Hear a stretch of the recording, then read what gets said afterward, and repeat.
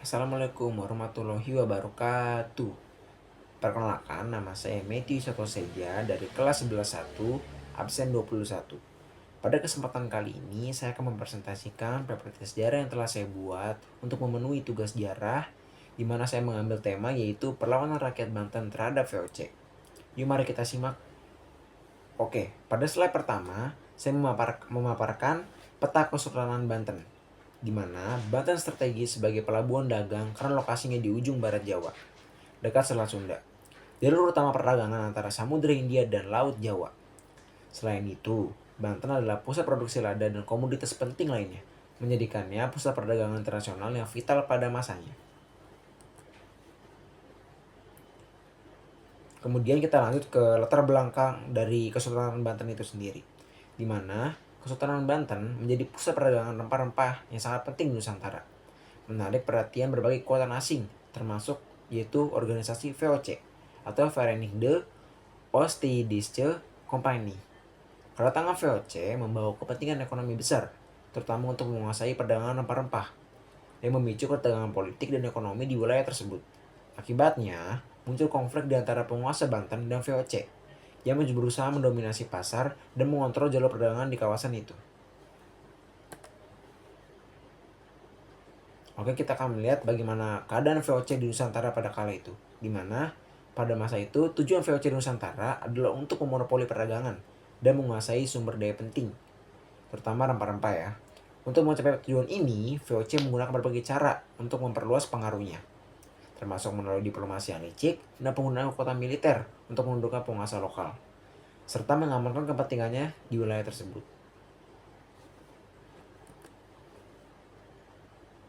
Oke, sebelum kita lanjut ke dalam peperangan dan juga perlawanan rakyat Banten terhadap VOC, kita harus mengenal lebih dahulu siapa pemimpin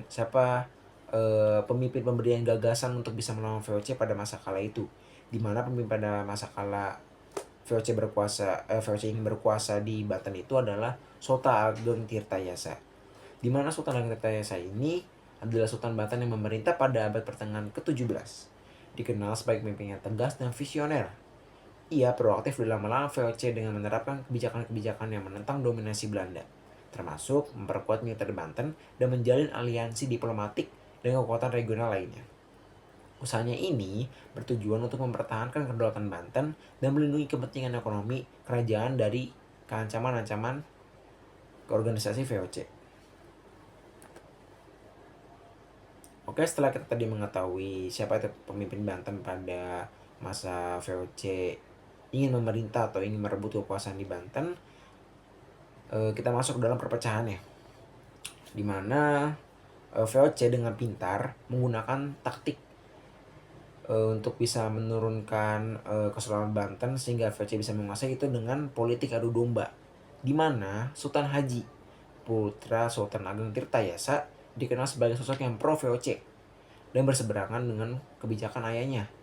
VOC memanfaatkan perbedaan ini dengan mendukung Sultan Haji sebagai sebagian dari strategi mereka untuk memecah belah kekuatan di Banten, di mana VOC mengiming-iming Sultan Haji untuk bisa merebut tatanya dari ayahnya. Nah, dukungan VOC terhadap Sultan Haji ini menyebabkan konflik internal yang tajam dengan keluarga kerajaan, yang pada akhirnya melemahkan Banten dan membuka jalan bagi pengaruh VOC yang semakin besar di wilayah tersebut. Oke, setelah terjadinya perpecahan tadi, lanjut kita ke dalam pecahnya. Akhirnya akibat perpecahan tadi terjadinya pecahnya perang saudara, di mana pada tahun 1680 Banten mengalami perang saudara yang sengit antara Sultan Ageng Tirtayasa dan juga putranya yaitu Sultan Haji. VOC mendukung Sultan Haji dengan bantuan militer dan diplomatik, sehingga ini mungkin bisa dibilang lebih kuat ya sisinya, yang bertujuan untuk menguasai Banten dan memperkuat kontrol mereka di kawasan tersebut. Bentrokan terjadi antara pendukung Sultan Ageng dan pasukan VOC. Dengan pertempuran sengit yang mengakibatkan kerusakan besar dan melemahkan posisi Sultan Ageng serta pemerintahan Banten secara keseluruhan. Nah, dukungan VOC kepada Sultan Haji ini semakin memecah belah kekuatan di Banten dan memperkuat dominasi kolonial di wilayah tersebut. Oke, karena sudah terjadi perang saudara, lalu kemudian rakyat Banten pun akhirnya menyadari bahwa sebenarnya mereka ini sedang diadu domba oleh VOC, sehingga mereka pun melakukan perlawanan. Nah, perlawanan rakyat Banten ini melakukan berbagai strategi perlawanan dan melawan VOC, termasuk perang gerilya, yaitu perang di mana yang melakukan perang sembunyi-sembunyi dan serangan mendadak terhadap pos-pos yang dimiliki oleh VOC. Nah, berbagai elemen masyarakat termasuk bangsawan, militer, dan rakyat biasa memberikan dukungan kepada Sultan Ageng Tirtayasa dalam upayanya mempertahankan kedaulatan Banten. Mereka berusaha mempertahankan wilayah dari pengaruh VOC dan mengorganisir perlawanan terkoordinasi dan menjaga kontrol atas daerah-daerah strategis untuk menghambat upaya kolonialis Belanda menguasai Banten. Oke, kita lanjut. Setelah tadi rakyat yang telah bersatu dan kemudian melawan VOC, tetapi hasil dari peperangan tersebut adalah kekalahan. Dan juga Banten mengalami beberapa kejadian buruk di mana tokoh-tokohnya banyak yang berkhianat atau lebih memihak kepada organisasi VOC.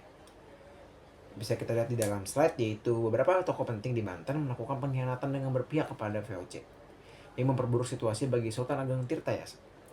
Pengkhianatan ini memudahkan VOC untuk menangkap dan menahan Sultan Ageng pada tahun 1683. Nah, untuk informasi bagi kalian, Sultan Ageng ini setelah ditangkap lalu diasingkan dan dibuang ke negara Sri Lanka. Oke, kita lanjut. Kekalahan ini berdampak signifikan terhadap Banten, mengakibatkan melemahnya kontrol Sultan Ageng dan penurunan kekuasaan kerajaan. VOC semakin memperkuat dominasi kolonial mereka di Banten, mengurangi otonomi politik dan ekonomi wilayah tersebut, serta mengintegrasikan Banten ke dalam jaringan perdagangan dan kekuasaan kolonial mereka. Oke, setelah kita sudah membahas tadi bahwa Banten akhirnya kalah dan Sultan Ageng Tirtayasa ditangkap lalu diasingkan, tentu menyebabkan berbagai dampak. Nah, seperti sini di slide bisa kita lihat, dampak kekalahan Banten sangat besar. VOC memperkuat kontrolnya atas wilayah tersebut, mengurangi otonomi politik Banten, dan memperkenalkan pengaruh langsung mereka dalam pemerintahan dan administrasi. Penurunan otonomi ini mengakibatkan perubahan signifikan dalam perdagangan, di mana VOC menguasai jalur perdagangan dan sumber daya penting, serta mengubah struktur ekonomi lokal yang terdapat di Banten pada kala itu. Kehidupan sosial di Banten juga terpengaruh dengan integrasi yang semakin mendalam. Sistem kolonial VOC yang membatasi kebebasan dan mempengaruhi struktur sosial tradisional masyarakat Banten. Oke, kita masuk ke penghujung slide, di mana saya sudah menarik kesimpulan dari slide ini dari pembahasan yang telah saya buat. Dan untuk kalian bisa lihat itu yang ada 2 pedang dan bendera kuning itu adalah lambang Sultan Banten pada masa itu ya. Oke, kesimpulan yang bisa saya tarik bahwa perlawanan rakyat Banten melawan VOC merupakan simbol penting dari perjuangan melawan kolonialisme dan penindasan. Meskipun Banten mengalami kekalahan, semangat dan keberanian rakyat Banten tetap menjadi inspirasi bagi perjuangan kemerdekaan di masa depan, menunjukkan tekad mereka dalam mempertahankan kedaulatan dan identitas. Mengenang peristiwa ini penting menjadi penting sebagai bagian dari sejarah nasional karena menegaskan nilai-nilai perlawanan, solidaritas, dan keberanian dalam menghadapi kekuatan kolonial yang berusaha menguasai dan mengubah cara hidup masyarakat. Oke, mungkin itu sekian kesimpulan yang bisa saya ambil dari slide saya. Mohon maaf apabila ada kesalahan dari pengucapan kata yang saya buat. Kiranya slide yang sudah saya bahas dan saya simpulkan ini bisa bermanfaat bagi kawan-kawan sekalian, bisa mendapat ilmu kalian dan juga cara pandang kalian dalam melihat dunia ini. Sekian dari saya, mohon maaf bila ada kesalahan. Assalamualaikum warahmatullahi wabarakatuh.